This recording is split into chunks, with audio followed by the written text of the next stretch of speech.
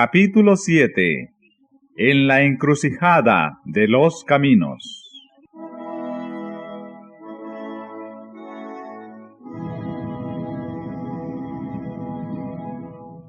El más distinguido de todos los que fueron llamados a guiar a la Iglesia de las tinieblas del papado a la luz de una fe más pura fue Martín Lutero. Celoso, ardiente y abnegado, sin más temor que el temor de Dios, y sin reconocer otro fundamento de la fe religiosa que el de las Santas Escrituras, fue Lutero el hombre de su época.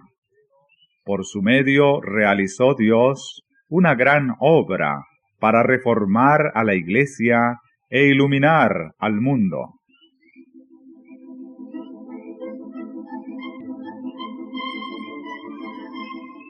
A semejanza de los primeros heraldos del Evangelio, Lutero surgió del seno de la pobreza. Sus primeros años transcurrieron en el humilde hogar de un aldeano de Alemania, que con su oficio de minero ganara los medios necesarios para educar al niño. Quería que ese hijo fuese abogado, pero Dios se había propuesto hacer de él un constructor del gran templo que venía levantándose lentamente en el transcurso de los siglos. Las contrariedades, las privaciones y una disciplina severa constituyeron la escuela donde la infinita sabiduría preparara a Lutero para la gran misión que iba a desempeñar.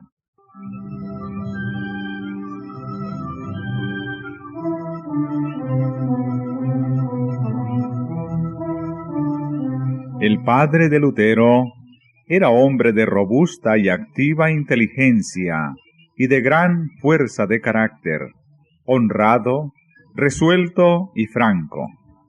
Era fiel a las convicciones que le señalaban su deber, sin cuidarse de las consecuencias. Su propio sentido común le hacía mirar con desconfianza el sistema monástico. Le disgustó mucho ver que Lutero, sin su consentimiento, entrara en un monasterio, y pasaron 2 años antes que el padre se reconciliara con el hijo, y aún así no cambió de opinión.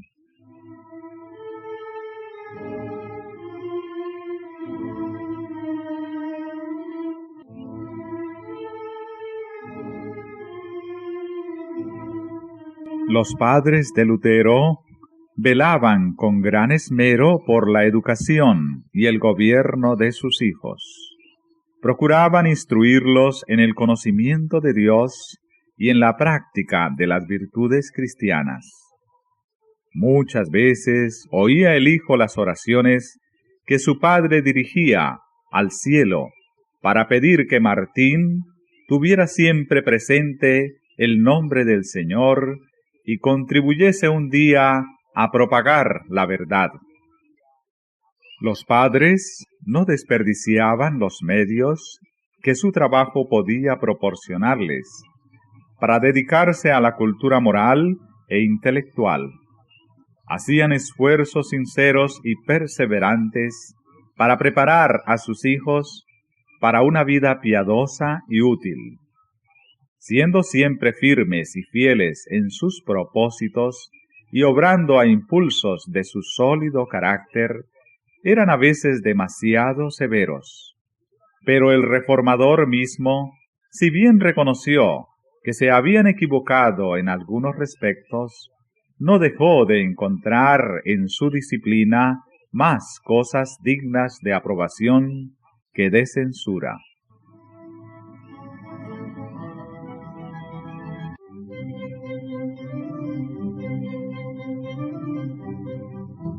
En la escuela a la cual le enviaran en su tierna edad, Lutero fue tratado con aspereza y hasta con dureza.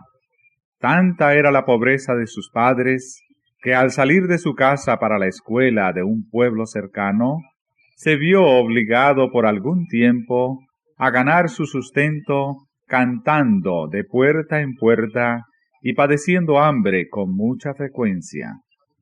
Las ideas religiosas lóbregas y supersticiosas que prevalecían en su tiempo le llenaban de pavor. A veces se iba a acostar con el corazón angustiado, pensando con temor en el sombrío porvenir, y viendo en Dios a un juez inexorable y un cruel tirano más bien que un bondadoso Padre celestial.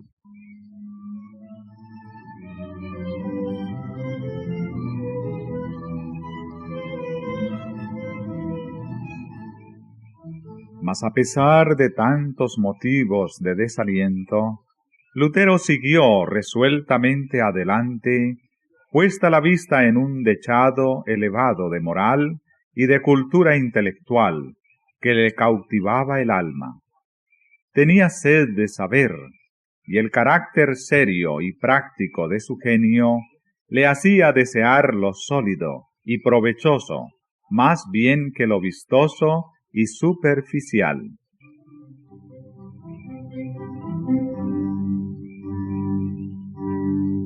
Cuando a la edad de 18 años ingresó en la Universidad de Erfurt, su situación era más favorable y se le ofrecían perspectivas más brillantes que las que había tenido en años anteriores. Sus padres podían entonces mantenerle más desahogadamente merced a la pequeña hacienda que habían logrado con su laboriosidad y sus economías.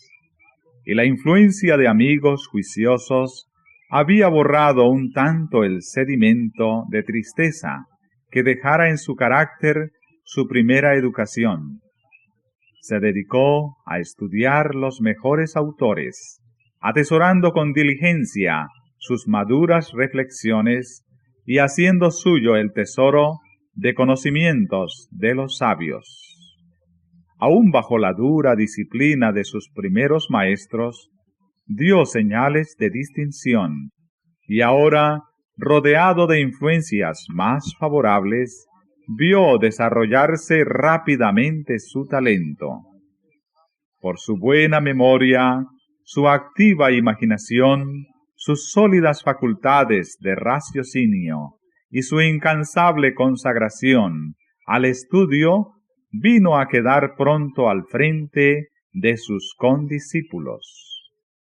La disciplina intelectual maduró su entendimiento y la actividad mental despertó una aguda percepción que le preparó convenientemente para los conflictos de la vida.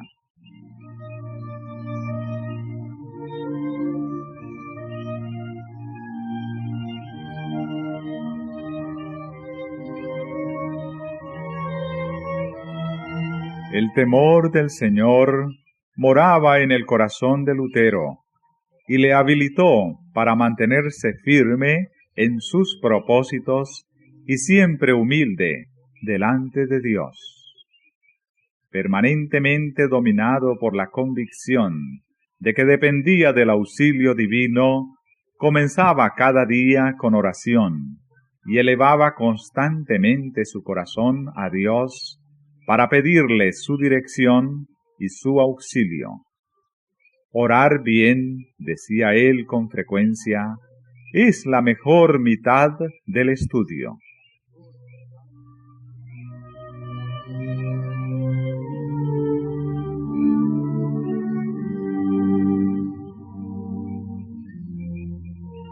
Un día, mientras examinaba unos libros en la biblioteca de la universidad, descubrió Lutero una Biblia latina. Jamás había visto aquel libro, hasta ignoraba que existiese. Había oído porciones de los evangelios y de las epístolas que se leían en el culto público, y suponía que eso era todo lo que contenía la Biblia. Ahora veía por primera vez la palabra de Dios completa. Con reverencia mezclada de admiración, hojeó las sagradas páginas.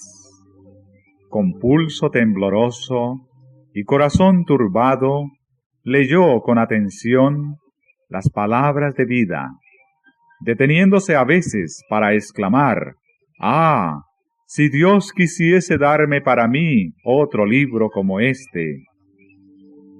Los ángeles del cielo estaban a su lado, y rayos de luz del trono de Dios revelaban a su entendimiento los tesoros de la verdad. Siempre había tenido temor de ofender a Dios, pero ahora se sentía, como nunca antes, convencido de que era un pobre pecador.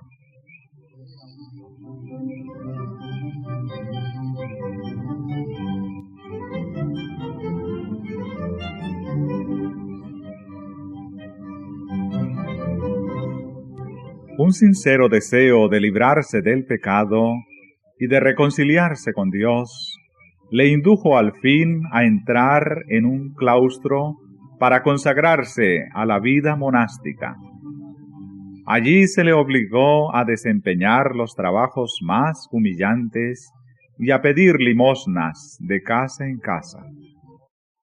Se hallaba en la edad en que más se apetecen el aprecio y el respeto de todos, y por consiguiente aquellas viles ocupaciones le mortificaban y ofendían sus sentimientos naturales. Pero todo lo sobrellevaba con paciencia, creyendo que lo necesitaba por causa de sus pecados.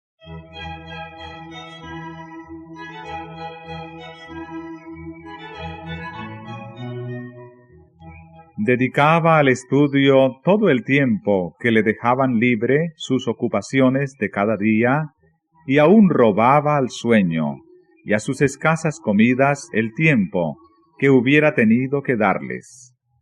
Sobre todo, se deleitaba en el estudio de la palabra de Dios. Había encontrado una Biblia encadenada en el muro del convento, y allá iba con frecuencia a escudriñarla. A medida que se iba convenciendo más y más de su condición de pecador, procuraba por medio de sus obras obtener perdón y paz. Observaba una vida llena de mortificaciones, procurando dominar por medio de ayunos y vigilias y de castigos corporales sus inclinaciones naturales, de las cuales la vida monástica no le había librado. No rehuía sacrificio alguno con tal de llegar a poseer un corazón limpio que mereciese la aprobación de Dios. Verdaderamente, decía él más tarde, yo fui un fraile piadoso y seguí con mayor severidad de lo que puedo expresar las reglas de mi orden. Si algún fraile hubiera podido entrar en el cielo por sus obras monacales, no hay duda que yo hubiera entrado. Si hubiera durado mucho tiempo aquella rigidez, me hubiera hecho morir a fuerza de austeridades. A consecuencia de esta dolorosa disciplina, perdió sus fuerzas y sufrió convulsiones y desmayos de los que jamás pudo reponerse enteramente. Pero a pesar de todos sus esfuerzos, su alma agobiada no hallaba alivio, y al fin fue casi arrastrado a la desesperación. Cuando Lutero creía que todo estaba perdido, Dios le deparó un amigo que le ayudó. El piadoso Staupis le expuso la palabra de Dios y le indujo a apartar la mirada de sí mismo, a dejar de contemplar un castigo venidero infinito por haber violado la ley de Dios, y a acudir a Jesús, el Salvador, que le perdonaba sus pecados. En lugar de martirizarte por tus faltas, échate en los brazos del Redentor. Confía en Él en la justicia de su vida, en la expiación de su muerte. Escucha al Hijo de Dios, que se hizo hombre para asegurarte el favor divino. Ama a quien primero te amó. Así se expresaba este mensajero de la misericordia. Sus palabras hicieron honda impresión en el ánimo de Lutero. Después de larga lucha contra los errores que por tanto tiempo albergara, pudo asirse de la verdad y la paz reinó en su alma atormentada.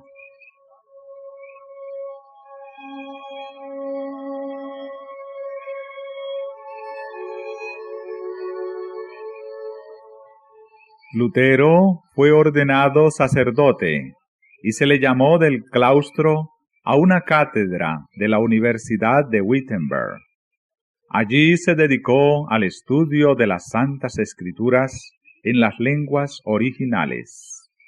Comenzó a dar conferencias sobre la Biblia, y de este modo el libro de los Salmos, los Evangelios y las Epístolas fueron abiertos al entendimiento de multitudes de oyentes que escuchaban aquellas enseñanzas con verdadero deleite.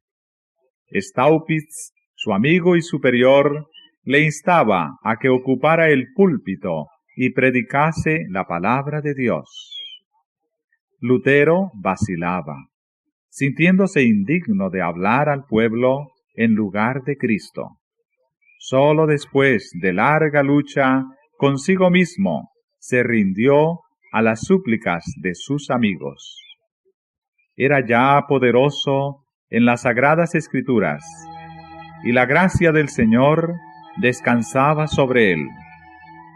Su elocuencia cautivaba a los oyentes. La claridad y el poder con que presentaba la verdad persuadía a todos, y su fervor conmovía los corazones.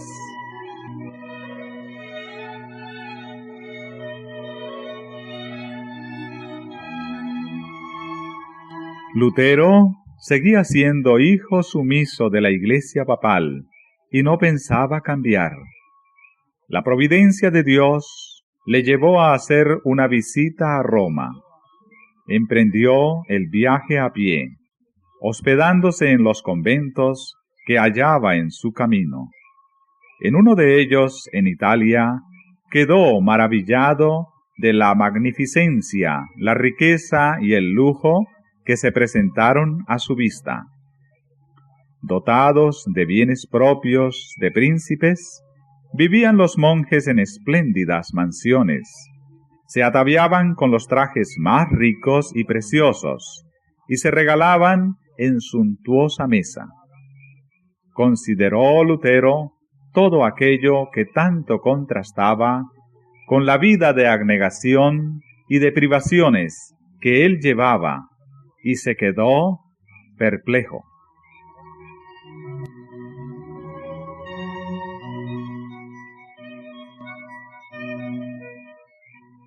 Finalmente vislumbró en Lontananza la ciudad de las 7 colinas. Con profunda emoción cayó de rodillas y, levantando las manos hacia el cielo, exclamó: «¡Salve, Roma Santa!». Entró en la ciudad, visitó las iglesias, prestó oídos a las maravillosas narraciones de los sacerdotes y de los monjes, y cumplió con todas las ceremonias de ordenanza. Por todas partes veía escenas que le llenaban de extrañeza y horror. Notó que había iniquidad entre todas las clases del clero.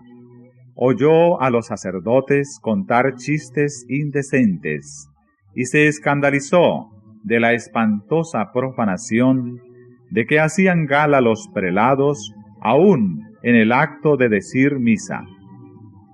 Al mezclarse con los monjes y con el pueblo, descubrió en ellos una vida de disipación y lascivia. Doquiera volviera la cara, tropezaba con libertinaje y corrupción, en vez de santidad. Sin verlo, escribió él, no se podría creer que en Roma se cometan pecados y acciones infames, y por lo mismo acostumbraban decir, si hay un infierno, no puede estar en otra parte que debajo de Roma, y de este abismo salen todos los pecados.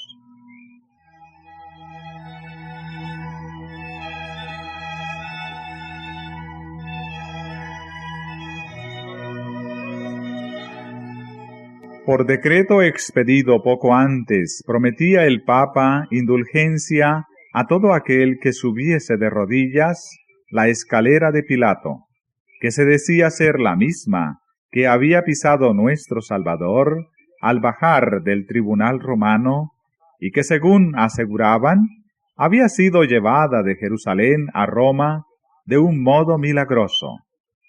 Un día, mientras estaba Lutero subiendo devotamente a aquellas gradas, recordó de pronto estas palabras que como trueno repercutieron en su corazón. El justo vivirá por la fe. Púsose de pronto de pie y huyó de aquel lugar sintiendo vergüenza y horror. Este pasaje bíblico no dejó nunca de ejercer poderosa influencia en su alma. Desde entonces vio con más claridad que nunca el engaño que significa para el hombre confiar en sus obras para su salvación y cuán necesario es tener fe constante en los méritos de Cristo. Sus ojos se habían abierto y ya no se cerrarían jamás para dar crédito a los engaños del papado. Al apartarse de Roma sus miradas, su corazón se apartó también, y desde entonces la separación se hizo más pronunciada, hasta que Lutero concluyó por cortar todas sus relaciones con la Iglesia papal.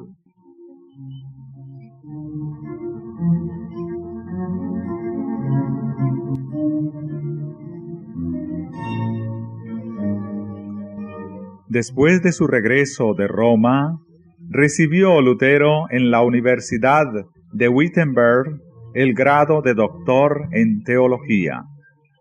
Tenía pues mayor libertad que antes para consagrarse a las Santas Escrituras que tanto amaba. Había formulado el voto solemne de estudiar cuidadosamente y de predicar con toda fidelidad y por toda la vida la palabra de Dios, y no los dichos ni las doctrinas de los papas. Ya no sería en lo sucesivo un mero monje o profesor, sino el heraldo autorizado de la Biblia. Había sido llamado como pastor para apacentar el rebaño de Dios que estaba hambriento y sediento de la verdad. Declaraba firmemente que los cristianos no debieran admitir más doctrina que las que tuviesen apoyo en la autoridad de las Sagradas Escrituras. Estas palabras minaban los cimientos en que descansaba la supremacía papal. Contenía los principios vitales de la Reforma.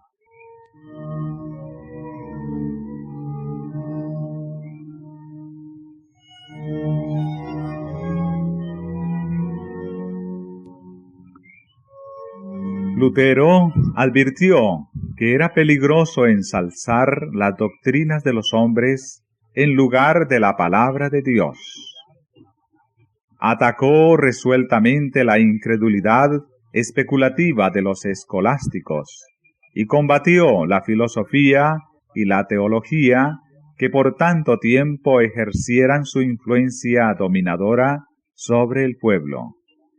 Denunció el estudio de aquellas disciplinas no sólo como inútil, sino como pernicioso, y trató de apartar la mente de sus oyentes de los sofismas de los filósofos y de los teólogos, y de hacer que se fijasen más bien en las eternas verdades expuestas por los profetas y los apóstoles.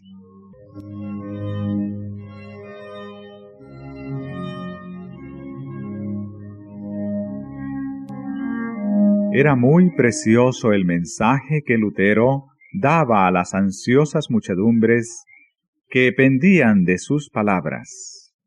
Nunca antes habían oído tan hermosas enseñanzas. Las buenas nuevas de un amante Salvador, la seguridad del perdón y de la paz por medio de su sangre expiatoria, regocijaban los corazones e inspiraban en todos una esperanza de vida inmortal.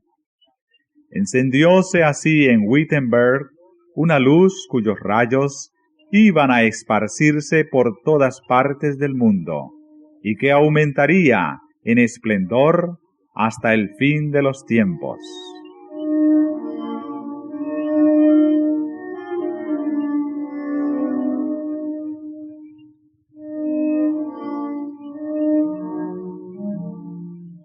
Pero la luz y las tinieblas no pueden conciliarse.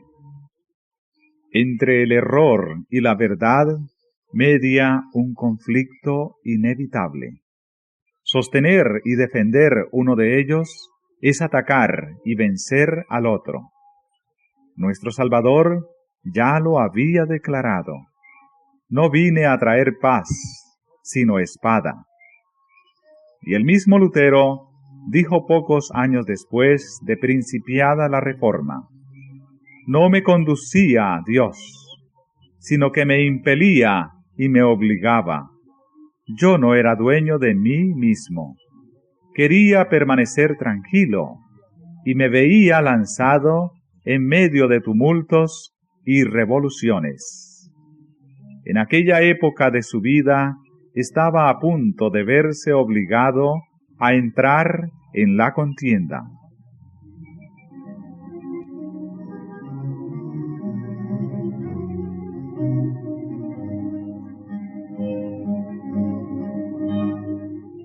La Iglesia romana hacía comercio con la gracia de Dios. Las mesas de los cambistas habían sido colocadas junto a los altares y llenaba el aire la gritería de los que compraban y vendían.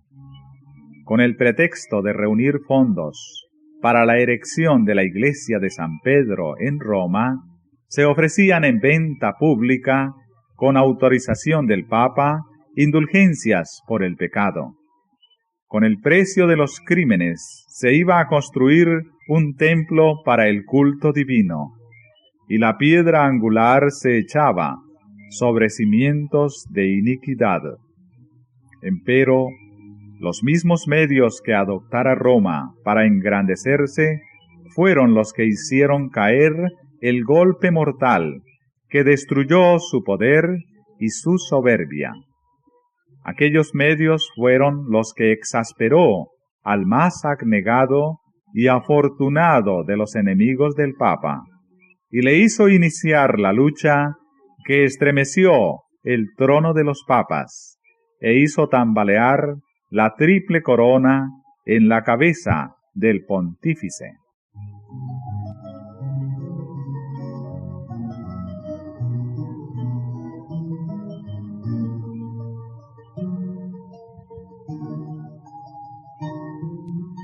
El encargado de la venta de indulgencias en Alemania, un monje llamado Texel, era reconocido como culpable de haber cometido las más viles ofensas contra la sociedad y contra la ley de Dios.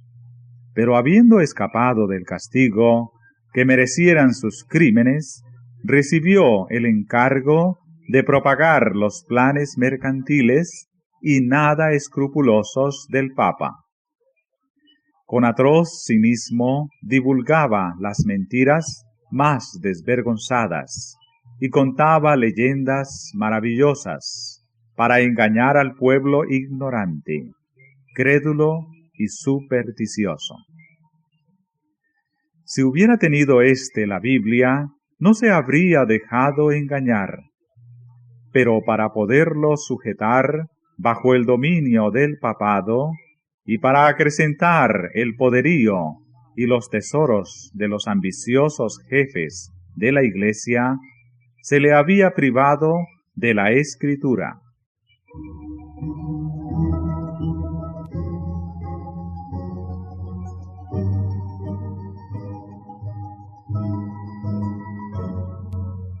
Cuando entraba Texel en una ciudad, iba delante de él un mensajero gritando: «La gracia de Dios y la del Padre Santo están a las puertas de la ciudad».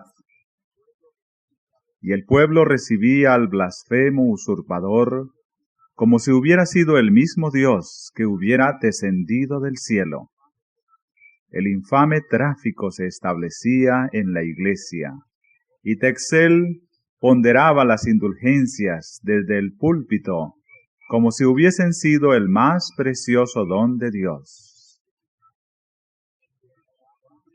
Declaraba que en virtud de los certificados de perdón que ofrecía, quedábanle perdonados al que comprara las indulgencias, aun aquellos pecados que desease cometer después, y que ni aun el arrepentimiento era necesario.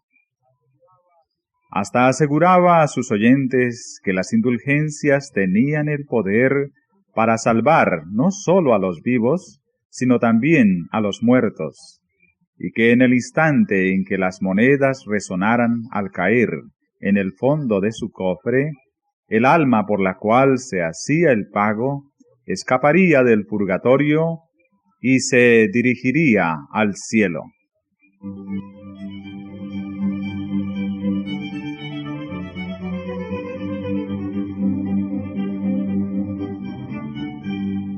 Cuando Simón el mago intentó comprar a los apóstoles el poder de hacer milagros, Pedro le respondió: «Tu dinero perezca contigo.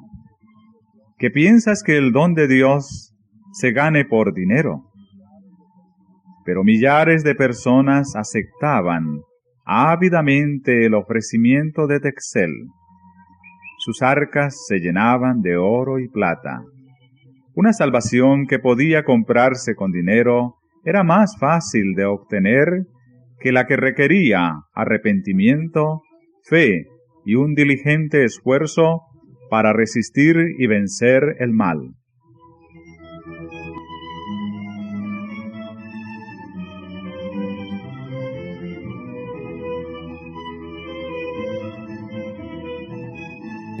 La doctrina de las indulgencias había encontrado opositores entre hombres instruidos y piadosos del seno mismo de la Iglesia de Roma, y eran muchos los que no tenían fe en acertos tan contrarios a la razón y a las Escrituras.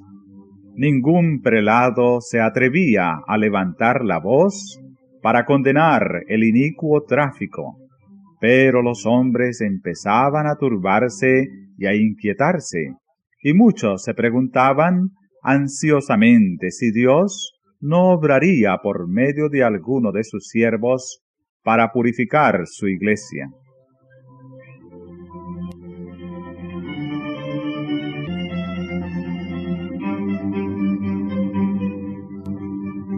Lutero, aunque seguía adhiriéndose estrictamente al Papa, estaba horrorizado por las blasfemas declaraciones de los traficantes en indulgencias. Muchos de sus feligreses habían comprado certificados de perdón y no tardaron en acudir a su pastor para confesar sus pecados, esperando de él la absolución. No porque fueran penitentes y desearan cambiar de vida, sino por el mérito de las indulgencias. Lutero les negó la absolución y les advirtió que como no se arrepintiesen y no reformasen su vida, morirían en sus pecados.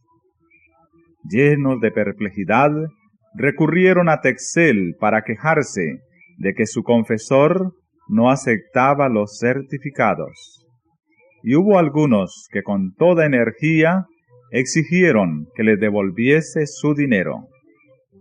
El fraile se llenó de ira, lanzó las más terribles maldiciones, hizo encender hogueras en las plazas públicas y declaró que había recibido del Papa la orden de quemar a los herejes que osaran levantarse contra sus santísimas indulgencias.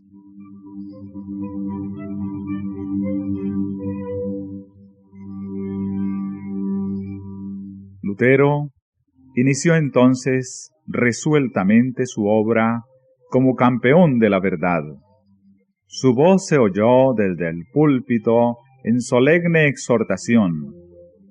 Expuso al pueblo el carácter ofensivo del pecado y enseñóle que le es imposible al hombre reducir su culpabilidad o evitar el castigo por sus propias obras. Sólo el arrepentimiento ante Dios y la fe en Cristo podían salvar al pecador. La gracia de Cristo no podía comprarse, era un don gratuito. Aconsejaba a sus oyentes que no comprasen indulgencias, sino que tuviesen fe en el Redentor crucificado.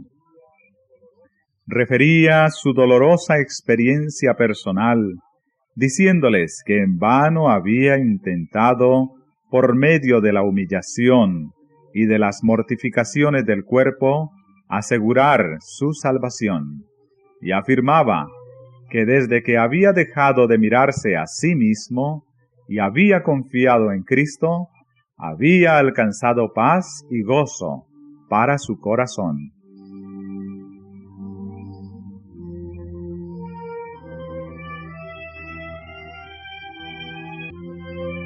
Viendo que Texel seguía con su tráfico y sus impías declaraciones, resolvió Lutero hacer una protesta más enérgica contra semejantes abusos. Pronto ofreciósele excelente oportunidad. La iglesia del castillo de Wittenberg era dueña de muchas reliquias que se exhibían al pueblo en ciertos días festivos, en ocasión de los cuales se concedía plena remisión de pecados a los que visitasen la iglesia e hiciesen confesión de sus culpas. De acuerdo con esto, el pueblo acudía en masa a aquel lugar. Una de tales oportunidades, y de las más importantes por cierto, se acercaba, la fiesta de Todos los Santos.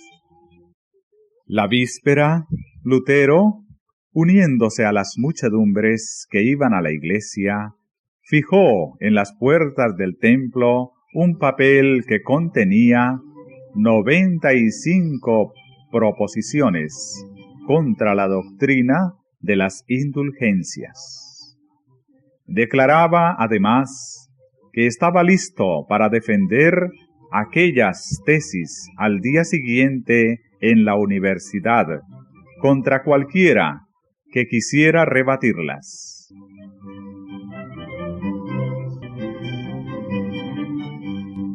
Estas proposiciones atrajeron la atención general. Fueron leídas y vueltas a leer y se repetían por todas partes. Fue muy intensa la excitación que produjeron en la universidad y en toda la ciudad. Demostraban que jamás se había otorgado al Papa ni a hombre alguno el poder de perdonar los pecados y de remitir el castigo consiguiente.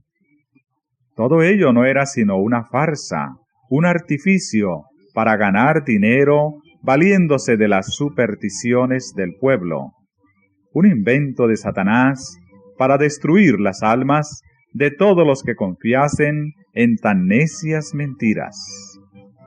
Se probaba, además, con toda evidencia que el Evangelio de Cristo es el tesoro más valioso de la Iglesia, y que la gracia de Dios, revelada en él, se otorga de balde a los que la buscan por medio del arrepentimiento y de la fe.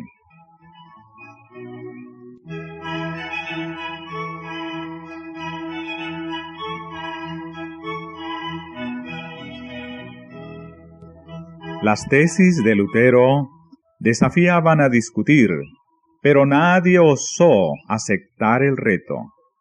Las proposiciones hechas por él se esparcieron luego por toda Alemania, y en pocas semanas se difundieron por todos los dominios de la cristiandad. Muchos devotos romanistas que habían visto y lamentado las terribles iniquidades que prevalecían en la Iglesia, pero que no sabían qué hacer para detener su desarrollo, leyeron las proposiciones de Lutero con profundo regocijo, reconociendo en ellas la voz de Dios. Les pareció que el Señor extendía su mano misericordiosa para detener el rápido avance de la marejada de corrupción que procedía de la sede de Roma. Los príncipes y los magistrados se alegraron secretamente de que iba a ponerse un dique al arrogante poder que negaba todo derecho a apelar de sus decisiones.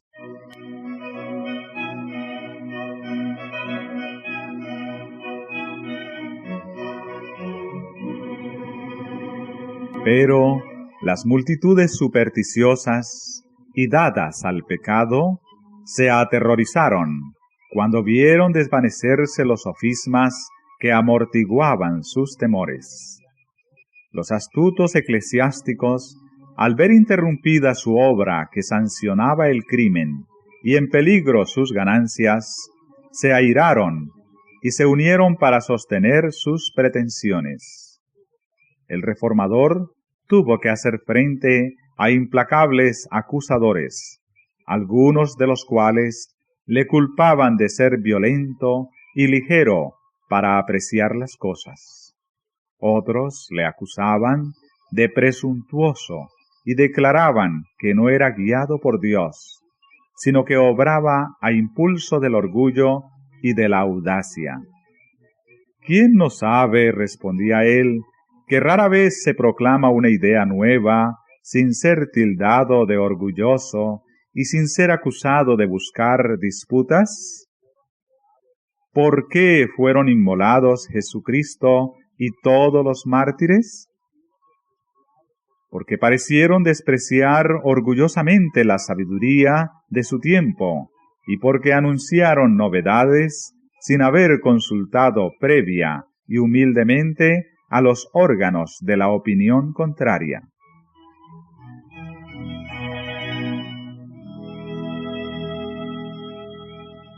Y añadía: no debo consultar la prudencia humana, sino el consejo de Dios. Si la obra es de Dios, ¿quién la contendrá? Si no lo es, ¿quién la adelantará? Ni mi voluntad, ni la de ellos, ni la nuestra, sino la tuya, oh Padre Santo, que estás en el cielo.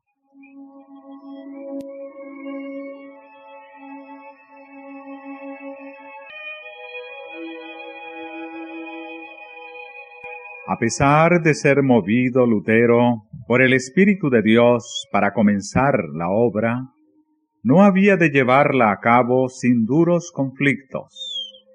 Las censuras de sus enemigos, la manera en que falseaban los propósitos de Lutero y la mala fe con que juzgaban desfavorable e injustamente el carácter y los móviles del reformador, le envolvieron como ola que todo lo sumerge, y no dejaron de tener su efecto.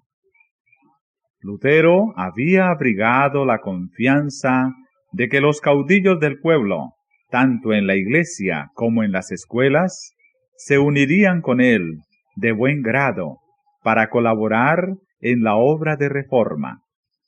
Ciertas palabras de estímulo que le habían dirigido algunos personajes de elevada categoría, le habían infundido gozo y esperanza.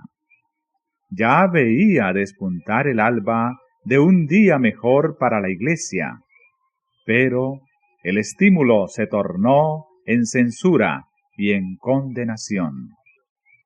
Muchos dignatarios de la Iglesia y del Estado estaban plenamente convencidos de la verdad de las tesis, pero pronto vieron que la aceptación de estas verdades entrañaba grandes cambios. Dar luz al pueblo y realizar una reforma equivalía a minar la autoridad de Roma y detener en el acto miles de corrientes que ahora iban a parar a las arcas del tesoro, lo que daría por resultado hacer disminuir la magnificencia y el fausto de los eclesiásticos. Además, enseñar al pueblo a pensar y a obrar como seres responsables, mirando solo a Cristo para obtener la salvación, equivalía a derribar el trono pontificio y destruir por ende su propia autoridad. Por estos motivos, rehusaron aceptar el conocimiento que Dios había puesto a su alcance, y se declararon contra Cristo y la verdad, al oponerse a quien Él había enviado para que les iluminase.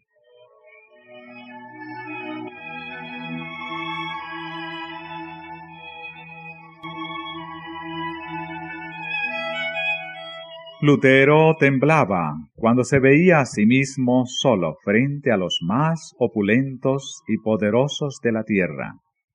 Dudaba a veces, preguntándose si en verdad Dios le impulsaba a levantarse contra la autoridad de la Iglesia. ¿Quién era yo?, escribió más tarde, para oponerme a la majestad del Papa, a cuya presencia temblaban los reyes de la tierra? Nadie puede saber lo que sufrió mi corazón en los 2 primeros años, y en qué abatimientos, en qué desesperación caí muchas veces. Pero no fue dejado solo en brazos del desaliento. Cuando le faltaba la ayuda de los hombres, la esperaba de Dios solo, y aprendió así a confiar sin reservas en su brazo todopoderoso.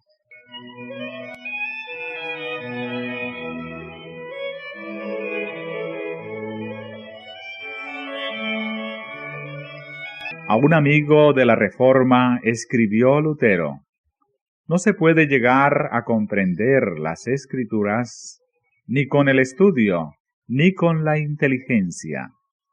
Vuestro primer deber es pues empezar por la oración. Pedid al Señor que se digne, por su gran misericordia, concederos el verdadero conocimiento de su palabra.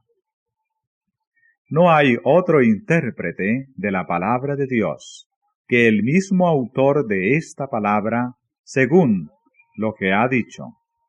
Todos serán enseñados de Dios. Nada esperéis de vuestros estudios ni de vuestra inteligencia. Confiad únicamente en Dios y en la influencia de su Espíritu. Creed a un hombre que lo ha experimentado. Aquí tienen una lección de vital importancia los que sienten que Dios les ha llamado para presentar a otros en estos tiempos las verdades grandiosas de su palabra. Estas verdades despertarán la enemistad del diablo y de los hombres que tienen en mucha estimación las fábulas inventadas por él. En la lucha contra las potencias del mal, necesitamos algo más que nuestro propio intelecto y la sabiduría de los hombres.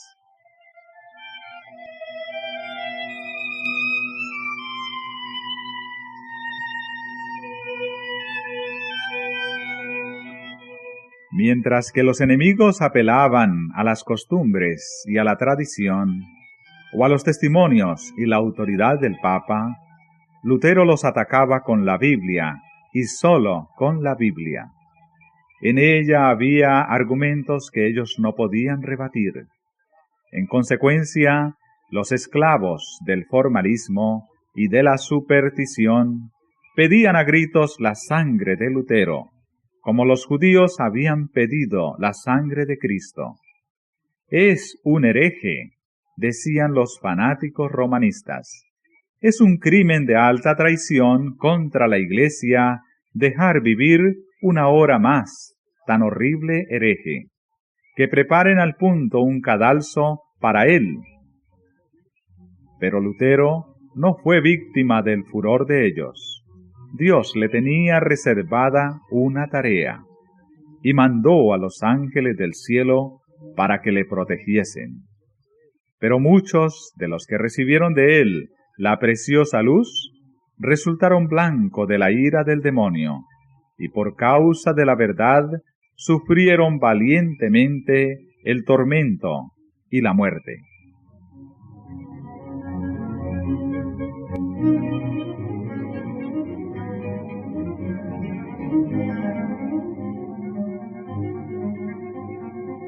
Las enseñanzas de Lutero despertaron por toda Alemania la atención de los hombres reflexivos. Sus sermones y demás escritos arrojaban rayos de luz que alumbraban y despertaban a miles y miles de personas. Una fe viva fue reemplazando el formalismo muerto en que había estado viviendo la Iglesia por tanto tiempo. El pueblo iba perdiendo cada día la confianza que había depositado en las supersticiones de Roma. Poco a poco iban desapareciendo las vallas de los prejuicios. La palabra de Dios, por medio de la cual probaba Lutero cada doctrina y cada acerto, era como una espada de dos filos que penetraba en los corazones del pueblo. Por doquiera se notaba un gran deseo de adelanto espiritual. En todas partes había hambre y sed de justicia, como no se habían conocido por siglos. Los ojos del pueblo, acostumbrados por tanto tiempo a mirar los ritos humanos y a los mediadores terrenales, se apartaban de éstos y se fijaban, con arrepentimiento y fe, en Cristo y Cristo crucificado.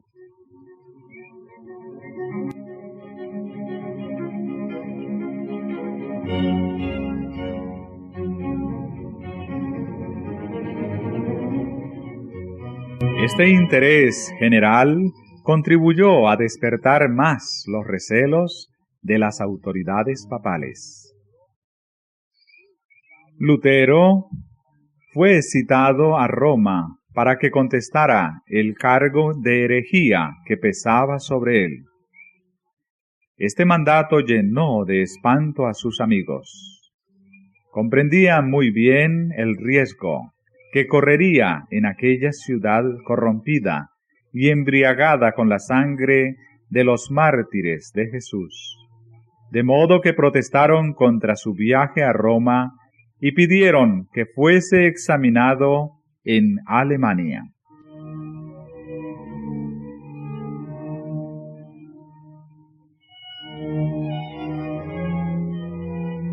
Así se convino al fin y se eligió al delegado papal que debería entender en el asunto. En las instrucciones que a éste dio el pontífice, se hacía constar que Lutero había sido declarado ya hereje. Se encargaba, pues, al legado que le procesara y le constriñera sin tardanza. En caso de que persistiera firme y el legado no lograra apoderarse de su persona, tenía poder para proscribirle de todos los puntos de Alemania, así como para desterrar, maldecir y excomulgar a todos sus adherentes.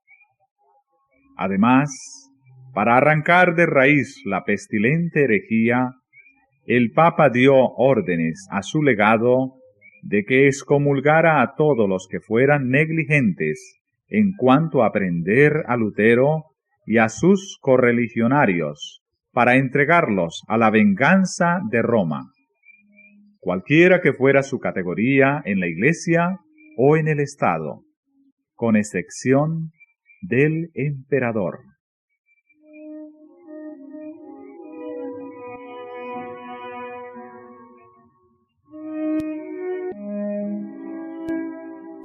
Esto revelaba el verdadero espíritu del papado. No hay en todo el documento un vestigio de principio cristiano, ni de la justicia más elemental.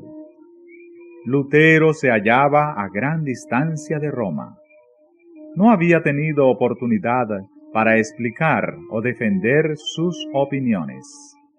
Y sin embargo, antes que su caso fuese investigado, se le declaró sumariamente hereje, y en el mismo día fue exhortado, acusado, juzgado y sentenciado. Y todo esto por el que se llamaba Padre Santo, única autoridad suprema e infalible de la Iglesia y del Estado.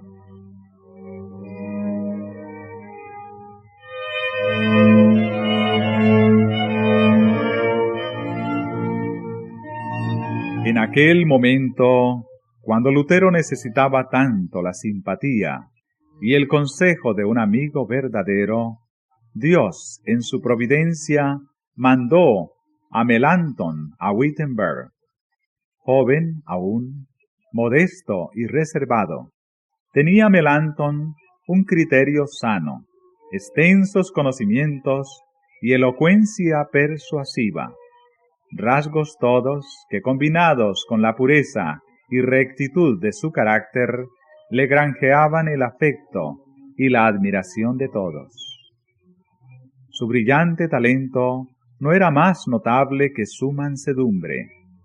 Muy pronto fue discípulo sincero del Evangelio, a la vez que el amigo de más confianza de Lutero y su más valioso cooperador. Su dulzura, su discreción y su formalidad servían de contrapeso al valor y a la energía de Lutero. La unión de estos dos hombres en la obra vigorizó la reforma y estimuló mucho a Lutero.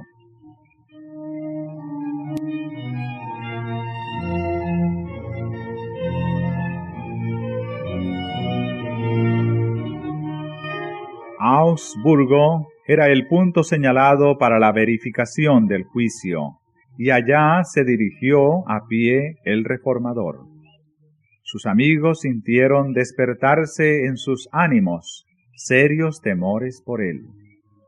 Se habían proferido amenazas sin embozo de que le secuestrarían y le matarían en el camino, y sus amigos le rogaban que no se arriesgara.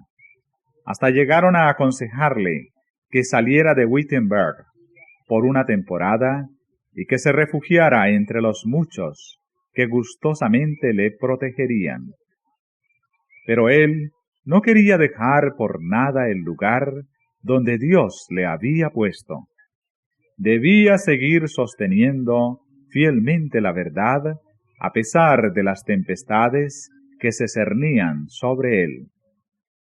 Sus palabras eran estas: soy como Jeremías, el hombre de las disputas y de las discordias. Pero cuanto más aumentan sus amenazas, más acrecientan mi alegría. Han destrozado ya mi honor y mi reputación. Una sola cosa me queda, y es mi miserable cuerpo. Que lo tomen. Abreviarán así mi vida de algunas horas. En cuanto a mi alma, no pueden quitármela. El que quiere propagar la palabra de Cristo en el mundo debe esperar la muerte a cada instante.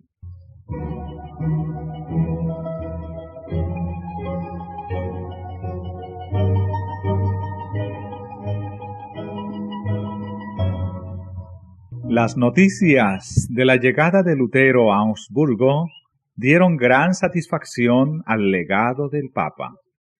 El molesto hereje, que había despertado la atención del mundo entero, parecía hallarse ya en poder de Roma, y el legado estaba resuelto a no dejarle escapar. El reformador no se había cuidado de obtener un salvoconducto. Sus amigos le instaron a que no se presentase sin él, y ellos mismos se prestaron a recabarlo del emperador.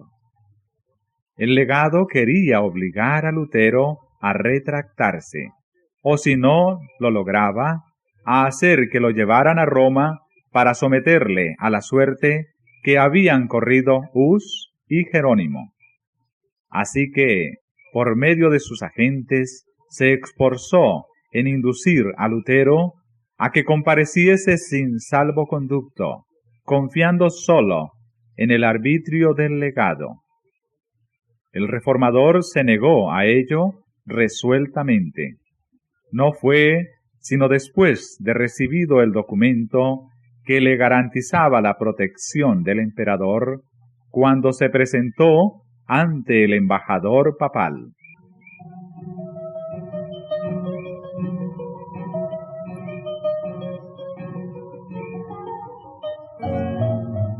Pensaron los romanistas que convenía conquistar a Lutero por una apariencia de bondad. El legado, en sus entrevistas con él, fingió gran amistad, pero le exigía que se sometiera implícitamente a la autoridad de la Iglesia y que se diera a todo sin reserva alguna y sin alegar. En realidad, no había sabido aquilatar el carácter del hombre con quien tenía que habérselas. Lutero, en debida respuesta, manifestó su veneración por la Iglesia, su deseo de conocer la verdad, su disposición para contestar las objeciones que se hicieran a lo que él había enseñado, y que sometería sus doctrinas al fallo de ciertas universidades de las principales. Pero, a la vez, protestaba contra la actitud del cardenal, que le exigía se retractara sin probarle primero que se hallaba en error.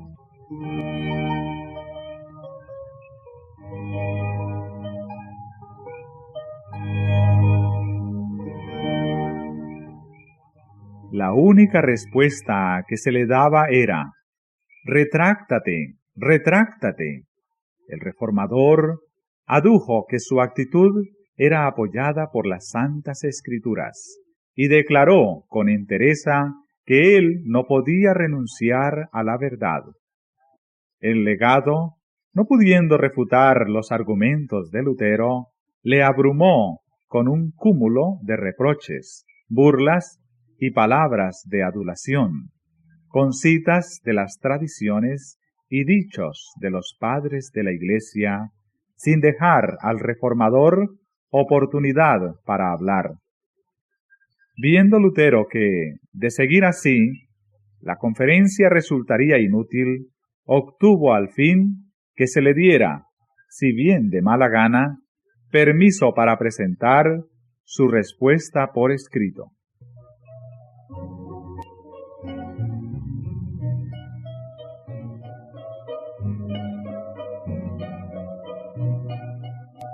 De esta manera, decía él, escribiendo a un amigo suyo, la persona abrumada alcanza doble ganancia. Primero, que lo escrito puede someterse al juicio de terceros.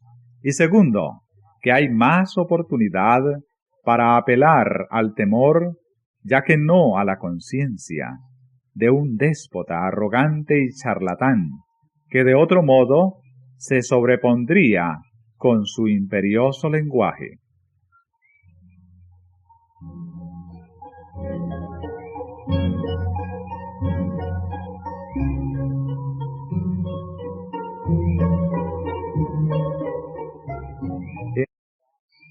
En la subsiguiente entrevista, Lutero presentó una clara, concisa y rotunda exposición de sus opiniones, bien apoyada con muchas citas bíblicas.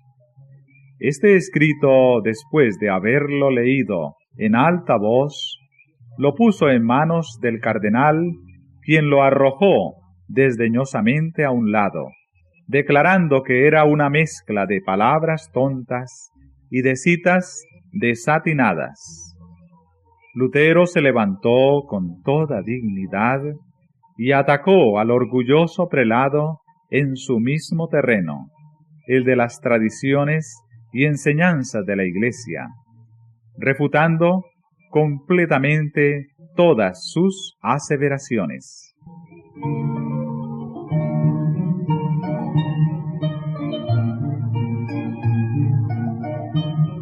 Cuando vio el prelado que aquellos razonamientos de Lutero eran incontrovertibles, perdió el dominio sobre sí mismo y en un arrebato de ira exclamó: «Retráctate, que si no lo haces te envío a Roma, para que comparezcas ante los jueces encargados de examinar tu caso. Te excomulgo a ti, a todos tus secuaces, y a todos los que te son o fueren favorables, y los expulso de la Iglesia». Y en tono soberbio y airado dijo al fin: «Retráctate, o no vuelvas».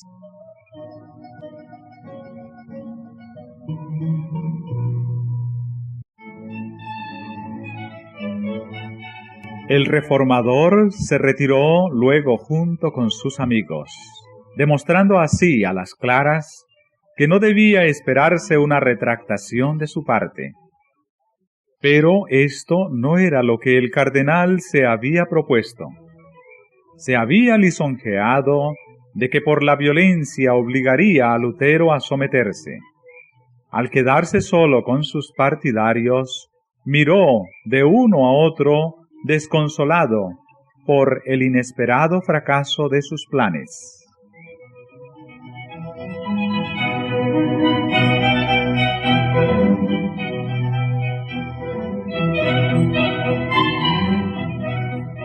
Esta vez los esfuerzos de Lutero no quedaron sin buenos resultados.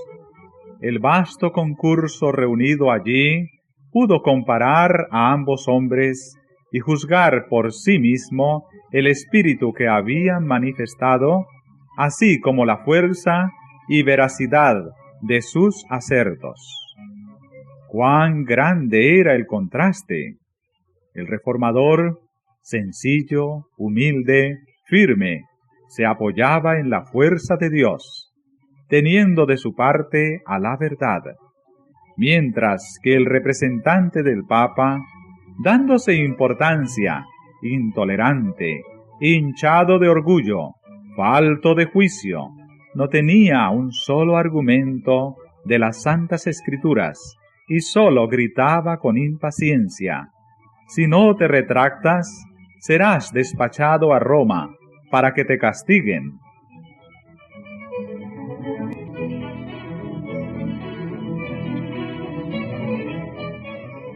No obstante tener Lutero un salvoconducto, los romanistas intentaban apresarle. Sus amigos insistieron en que, como ya era inútil su presencia allí, debía volver a Wittenberg sin demora y que era menester ocultar sus propósitos con el mayor sigilo. Conforme con esto salió de Augsburgo antes del alba, a caballo, y acompañado solamente por un guía que le proporcionara el magistrado. Con mucho cuidado cruzó las desiertas y oscuras calles de la ciudad. Enemigos vigilantes y crueles complotaban su muerte. ¿Lograría burlar las redes que le tendían? Momentos de ansiedad y de solemne oración eran aquellos. Llegó a una pequeña puerta, practicada en el muro de la ciudad. Le fue abierta y pasó con su guía sin impedimento alguno. Viéndose ya seguros fuera de la ciudad, los fugitivos apresuraron su huida, y antes que el legado se enterara de la partida de Lutero, ya se hallaba éste fuera del alcance de sus perseguidores. Satanás y sus emisarios habían sido derrotados. El hombre a quien pensaban tener en su poder se les había escapado como un pájaro de la red del cazador.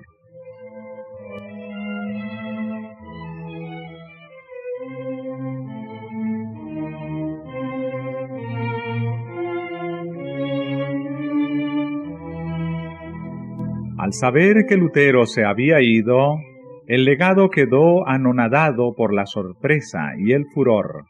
Había pensado recibir grandes honores por su sabiduría y aplomo al tratar con el perturbador de la Iglesia, y ahora quedaban frustradas sus esperanzas.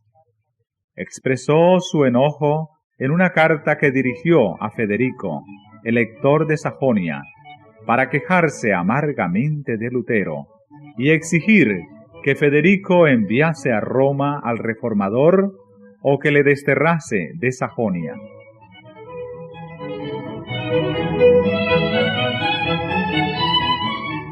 En su defensa, había pedido Lutero que el legado o el papa le demostrara sus errores por las Santas Escrituras, y se había comprometido solemnemente a renunciar a sus doctrinas si le probaban que estaba en contradicción con la palabra de Dios. También había expresado su gratitud al Señor por haberle tenido por digno de sufrir por tan sagrada causa.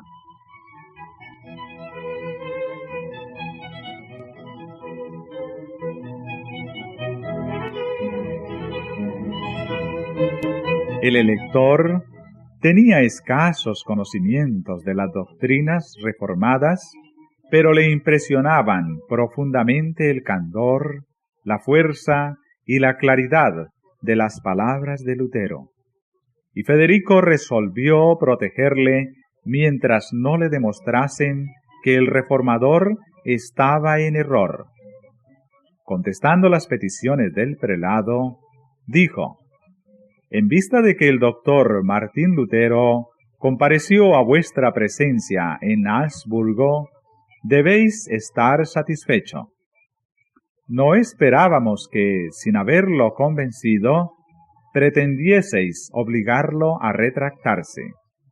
Ninguno de los sabios que se hallan en nuestros principados nos ha dicho que la doctrina de Martín fuese impía, anticristiana y herética, y el príncipe rehusó enviar a Lutero a Roma y arrojarle de sus estados.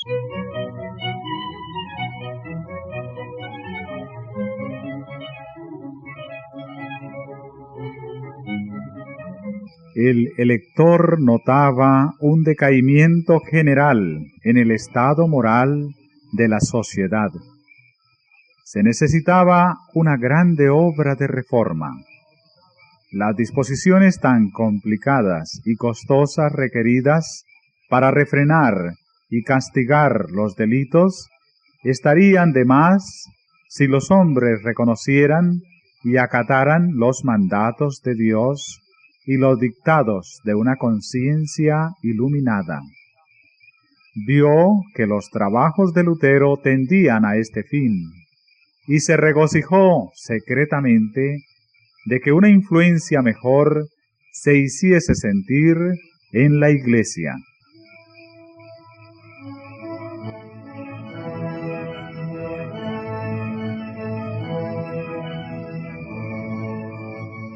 Vio asimismo que como profesor de la universidad Lutero tenía mucho éxito.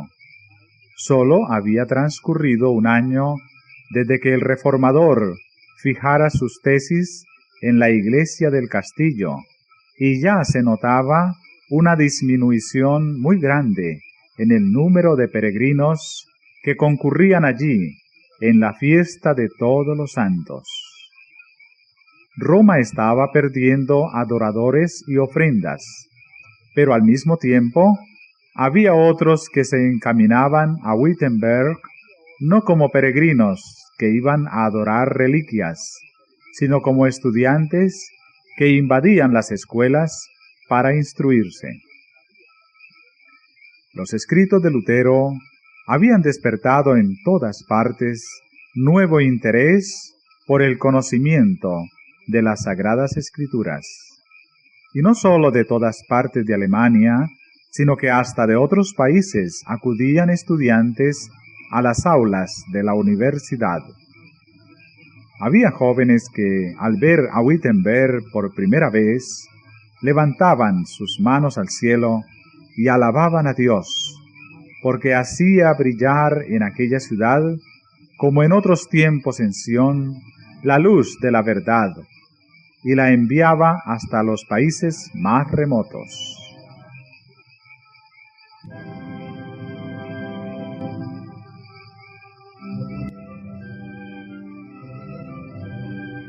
Lutero no estaba aún convertido del todo de los errores del romanismo, pero cuando comparaba los sagrados oráculos con los decretos y las constituciones papales, se maravillaba. Leo escribió los decretos de los pontífices y no sé si el Papa es el mismo anticristo o su apóstol. De tal manera está a Cristo desfigurado y crucificado en ellos. A pesar de esto, Lutero seguía sosteniendo la Iglesia romana y no había pensado en separarse de la comunión de ella.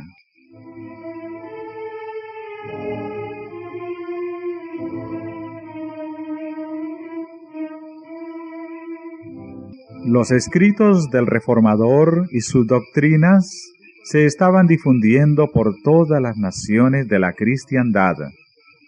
La obra se inició en Suiza y Holanda. Llegaron ejemplares de sus escritos a Francia y España. En Inglaterra recibieron sus enseñanzas como palabra de vida. La verdad se dio a conocer en Bélgica e Italia.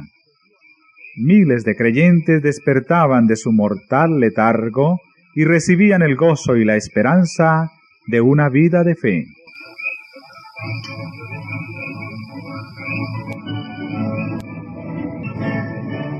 Roma se exasperaba más y más con los ataques de Lutero, y de entre los más encarnizados enemigos de éste, y aún de entre los doctores de las universidades católicas, hubo quienes declararon que no se imputaría pecado al que matase al rebelde monje.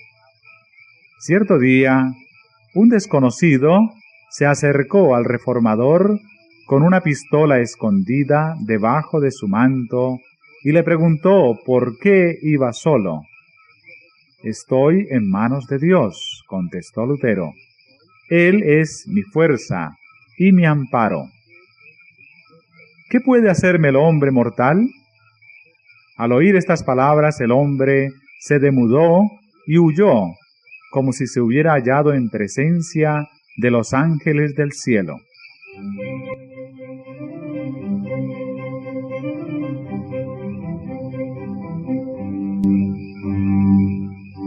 Roma estaba resuelta a aniquilar a Lutero, pero Dios era su defensa.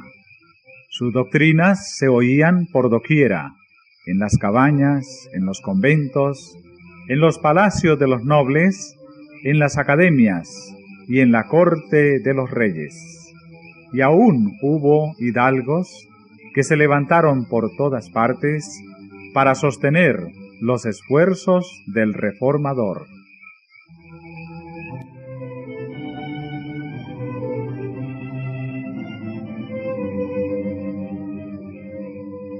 Por aquel tiempo fue cuando Lutero, al leer las obras de Hus, descubrió que la gran verdad de la justificación por la fe que él mismo enseñaba y sostenía, había sido expuesta por el reformador bohemio.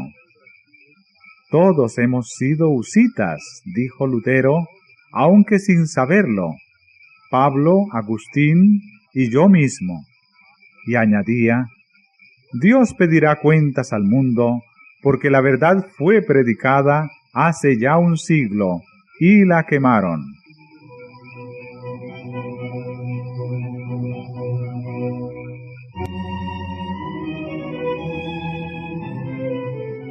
En un llamamiento que dirigió Lutero al emperador y a la nobleza de Alemania, en pro de la reforma del cristianismo, decía refiriéndose al Papa, es una cosa horrible contemplar al que se titula Vicario de Jesucristo, ostentando una magnificencia superior a la de los emperadores.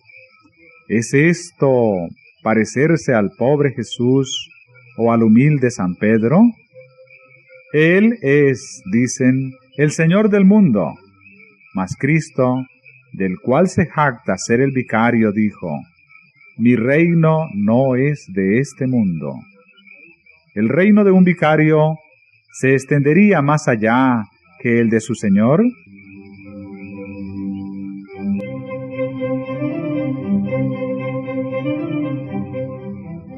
Hablando de las universidades, decía, temo mucho que las universidades sean unas anchas puertas del infierno, si no se aplican cuidadosamente a explicar la Escritura Santa y grabarla en el corazón de la juventud.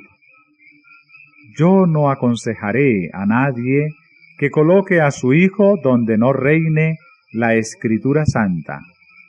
Todo instituto donde los hombres no están constantemente ocupados con la palabra de Dios se corromperá.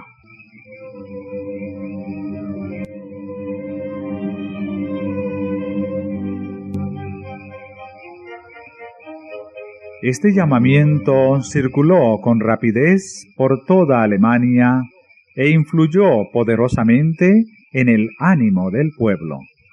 La nación entera se sentía conmovida y muchos se apresuraban a alistarse bajo el estandarte de la Reforma.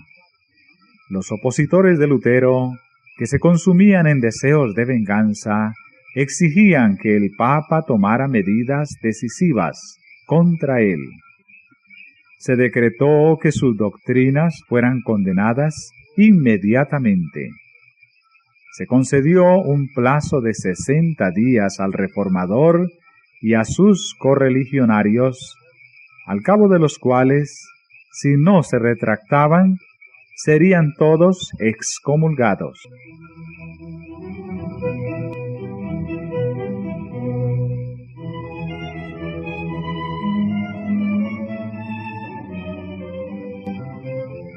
Fue un tiempo de crisis terrible para la Reforma. Durante siglos, la sentencia de excomunión, pronunciada por Roma, había sumido en el terror a los monarcas más poderosos y había llenado los más soberbios imperios con desgracias y desolaciones.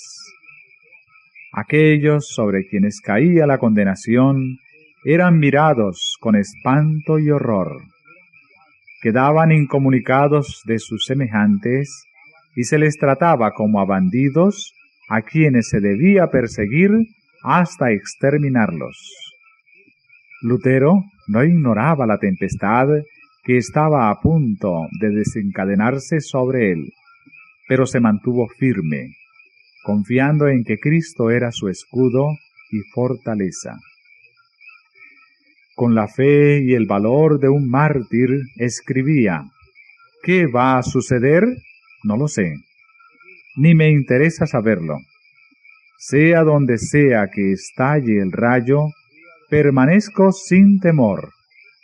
Ni una hoja del árbol cae sin el beneplácito de nuestro Padre Celestial. ¿Cuánto menos nosotros? Es poca cosa morir por el Verbo, pues que este Verbo se hizo carne y murió por nosotros. Con él resucitaremos, si con él morimos. Y pasando por donde pasó, llegaremos a donde llegó, y moraremos con él durante la eternidad.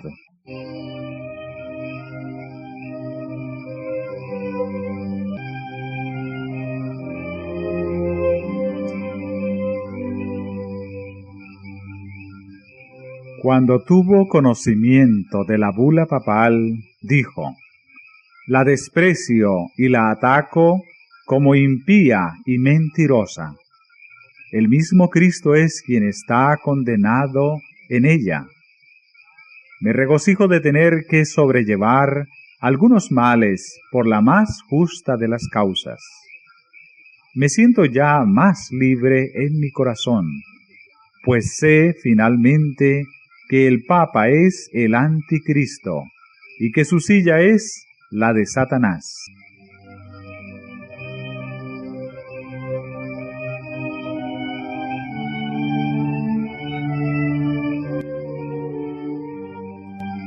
Sin embargo, el decreto de Roma no quedó sin efecto.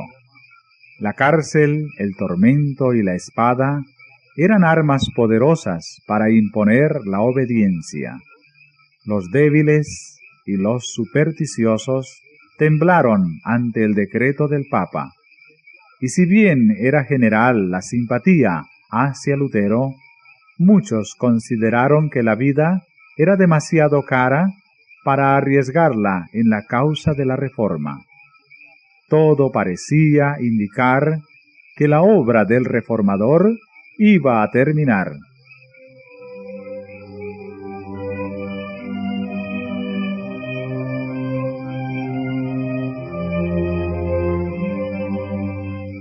Pero Lutero se mantuvo intrépido. Roma había lanzado sus anatemas contra él, y el mundo pensaba que moriría o se daría por vencido. Pero con irresistible fuerza Lutero devolvió a Roma la sentencia de condenación y declaró públicamente que había resuelto separarse de ella para siempre.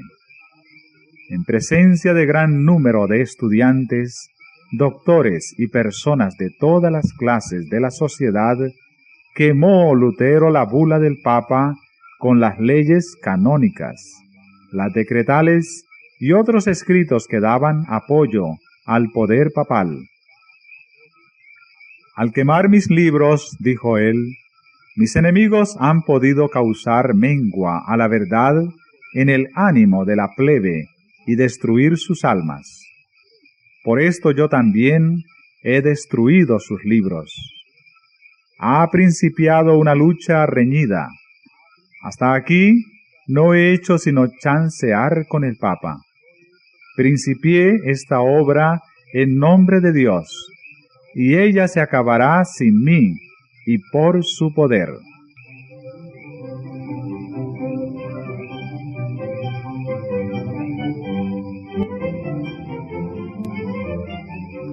A los escarnios de sus enemigos, que le desafiaban por la debilidad de su causa, contestaba Lutero: ¿quién puede decir que no sea Dios el que me ha elegido y llamado, y que ellos al menospreciarme no debieran temer que están menospreciando a Dios mismo? Moisés iba solo a la salida de Egipto. Elías estaba solo en los días del rey Acab. Isaías solo en Jerusalén. Ezequiel solo en Babilonia. Dios no escogió jamás por profeta ni al sumo sacerdote, ni a otro personaje distinguido, sino que escogió generalmente a hombres humildes y menospreciados, y en cierta ocasión a un pastor, Amós. En todo tiempo, los santos debieron, con peligro de su vida, reprender a los grandes, a los reyes, a los príncipes, a los sacerdotes y a los sabios. Yo no digo que soy un profeta, pero digo que deben temer precisamente porque yo soy solo, y porque ellos son muchos. De lo que estoy cierto es de que la palabra de Dios está conmigo y no con ellos.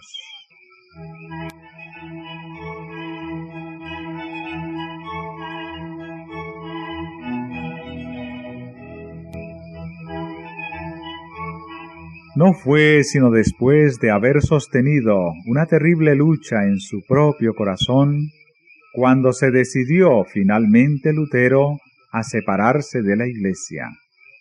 En aquella época de su vida, escribió lo siguiente: «Cada día comprendo mejor lo difícil que es para uno desprenderse de los escrúpulos que le fueron imbuidos en la niñez.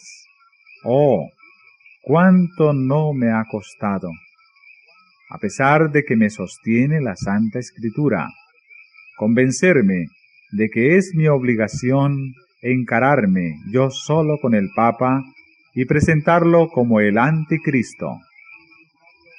¿Cuántas no han sido las tribulaciones de mi corazón? ¿Cuántas veces no me he hecho a mí mismo con amargura la misma pregunta que he oído frecuentemente de los labios de los papistas? ¿Tú solo eres sabio? ¿Todos los demás están errados? ¿Qué sucederá si al fin de todo eres tú el que estás en error y envuelves en el engaño a tantas almas que serán condenadas por toda la eternidad? Así luché yo contra mí mismo y contra Satanás, hasta que Cristo, por su palabra infalible, fortaleció mi corazón contra estas dudas.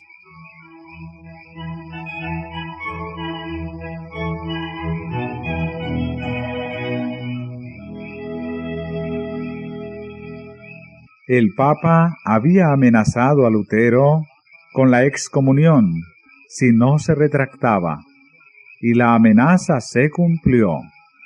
Se expidió una nueva bula para publicar la separación definitiva de Lutero de la Iglesia romana. Se le declaraba maldito por el cielo y se incluía en la misma condenación a todos los que recibiesen sus doctrinas. La gran lucha se iniciaba de lleno.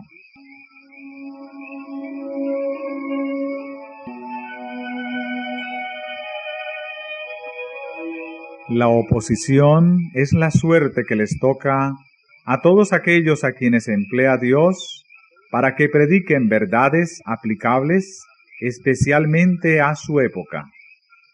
Había una verdad presente o de actualidad en los días de Lutero, una verdad que en aquel tiempo revestía especial importancia, y así hay ahora una verdad de actualidad para la Iglesia en nuestros días.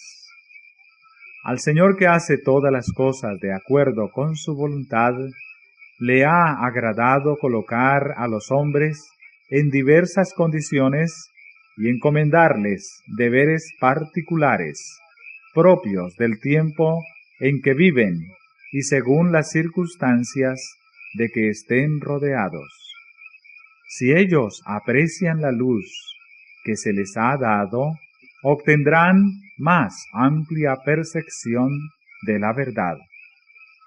Pero hoy día la mayoría no tiene más deseo de la verdad que los papistas enemigos de Lutero.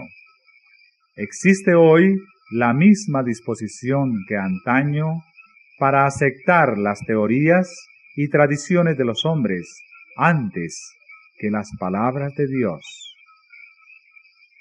Y los que esparcen hoy este conocimiento de la verdad no deben esperar encontrar más aceptación que la que tuvieron los primeros reformadores.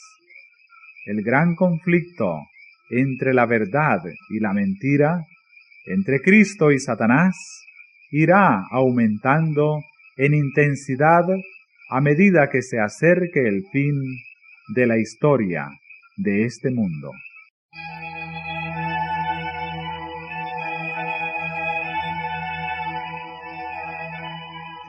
Jesús había dicho a sus discípulos: Si fueseis del mundo, el mundo os amaría como a cosa suya. Mas por cuanto no sois del mundo, sino que yo os he escogido del mundo, por esto os odia el mundo. Acordaos de aquella palabra que os dije: el siervo no es mayor que su señor.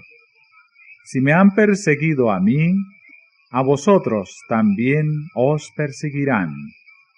Si han guardado mi palabra, guardarán también la vuestra. Y en otra ocasión había dicho abiertamente: ay de vosotros, cuando todos los hombres hablaren bien de vosotros, pues que del mismo modo hacían los padres de ellos con los falsos profetas. En nuestros días, el espíritu del mundo no está más en armonía con el espíritu de Cristo que en tiempos antiguos. Y los que predican la palabra de Dios en toda su pureza no encontrarán mejor acogida ahora que entonces. Las formas de oposición a la verdad pueden cambiar.